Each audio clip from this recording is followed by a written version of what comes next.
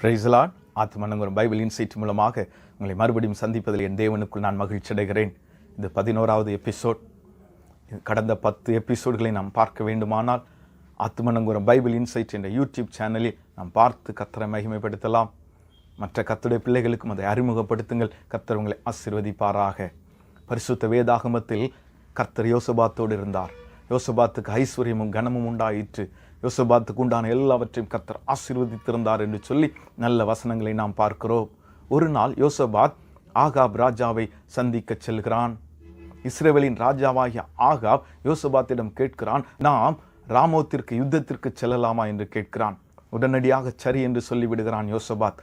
ஆனாலும் இந்த காரியங்களை குறித்து கர்த்தரிடத்தில் அறிந்து கொள்ளலாமே என்று சொல்லுகிறான். உடனடியாக ஆகாப் தீர்க்கதரிசிகளை வரவழைக்கிறான். ஒரு தீர்க்கதரிசி இல்லை, 2 தீர்க்கதரிசி இல்லை, 3 தீர்க்கதரிசி இல்லை, 400 தீர்க்கதரிசிகள் வருகிறார்கள்.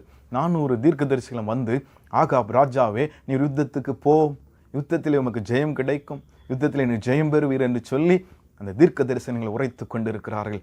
இதை கவனித்து கொண்டிருந்த யோசபாத்துக்குள் ஏனோ மனம் ஒத்து போகவில்லை. யோசபாத்துக்கு இந்த தீர்க்க தரிசனங்களில் கர்த்தருடைய ஆளுகை இல்லை என்பதை உணர முடிகிறது.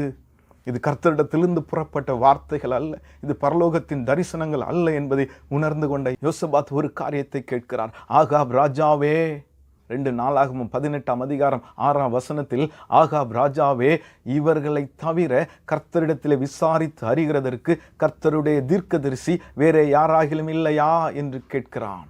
இந்த வசனத்தை நாம் உற்று கவனித்தோமானால், இவர்களை தவிர கர்த்தரிடத்தில் விசாரித்து அறிகிறதற்கு கர்த்தருடைய தீர்க்கதரிசி வேற யாராகிலும் இல்லையா?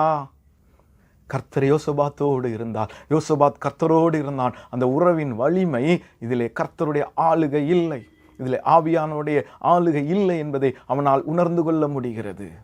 இன்றைக்கும் கூட நம்முடைய வாழ்க்கையிலே அநேக தீர்க்க தரிசனங்களும் கர்த்தருடைய வசனங்களும் நமக்கு நேராய் கடந்து வரும் பொழுது, அதில் கர்த்தர் இருக்கிறாரா?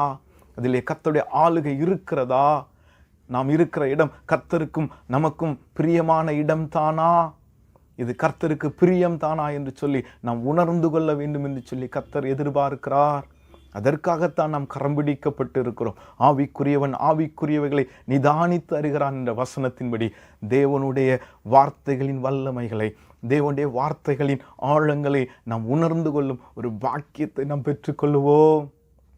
தேவனுக்கு என்று பெரிய காரியங்களை செய்வதற்கு அவர் நம்மை கரம் பிடித்திருக்கிறார். இந்த தேசத்திலே நாமும் நம்முடைய சந்ததிகளும் தேவனுக்கென்று அற்புதங்களும் அடையாளங்களுமாய் மாற வேண்டும் என்றால், தேவனை உணர்ந்து கொள்கிற அந்த உணர்வு, தேவனுடைய இருதய துடிப்புகளை உணர்ந்து கொள்கிற அந்த அன்பின் ஆழம், அன்பின் உறவு நமக்கு வேண்டும் என்று சொல்லி கர்த்தரிடத்தில் ஒப்பு கொடுப்போம். கர்த்தர் நம்மை கொண்டு பெரிய காரியங்களை செய்வார். கர்த்தருக்கென்று பலத்த சந்ததியாய் நாம் எழும்புவோம். கர்த்தர் நம்மை ஆசீர்வதிப்பாராக.